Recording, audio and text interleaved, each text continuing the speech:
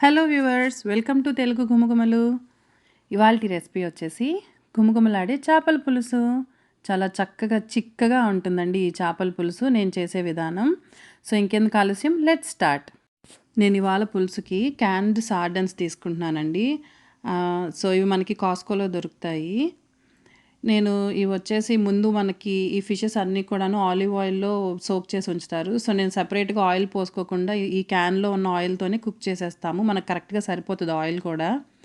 So, first నేను fish అన్నీ కూడాను క్యాన్స్‌లో నుంచి తీసేసి వాటిల నుంచి ఆయిల్ సెపరేట్ చేసుకొని, సో, నేను ఫస్ట్ చిన్న ప్రాసెస్ ఉంది. సో, ఆ ప్రాసెస్ అంతా అయిపోయాక మళ్ళీ ఈ ఫిషెస్‌ని యాడ్ చేస్తాను. కాబట్టి ఇలా ఫిష్ అంతా తీసేసుకొని పక్కన పెట్టుకున్నాను. ఇప్పుడు ఇందులో ఉన్న ఆయిల్ అంతా కూడా నేను సెపరేట్‌గా ఒక బౌల్‌లోకి తీసుకున్నాను.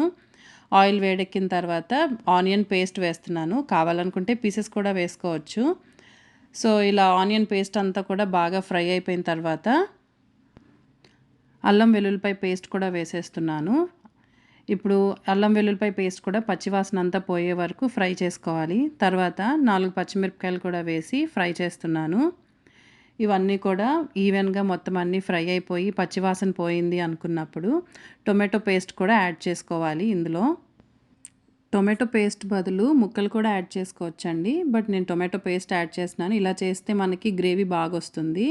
ఇప్పుడు సరిపడా ఉప్పు, జీలకర్ర, ధనియాలు పౌడర్ ఫ్రై చేసి వేసుకున్నాను. తర్వాత కారం సరిపడా వేసుకోవాలి. కొంచెం ఇంగువ, ఆప్షనల్ ఇంగువ మీ ఇష్టం. తర్వాత అన్నీ కలిపేసుకొని బాగా మనకి ఫ్లేవర్స్ అంతా ఫ్రై అయిపోయిన తర్వాత నేనిప్పుడు చింతపండు పులుసు పోస్తున్నాను.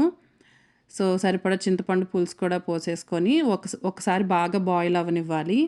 సో, ఇలా బాయిల్ అయిన తర్వాత ఈ మొత్తం మిశ్రమాన్ని తీసుకెళ్ళి నేను రెడీగా ఉన్న ఫిష్ ఉంది కదండీ! నేను ఆ బౌల్‌లో పోసేస్తున్నాను. సో, అందుకని నేను ముందే సరిపడా ఉన్నటువంటి బౌల్‌లో తీసి పెట్టాను ఫిష్‌ని.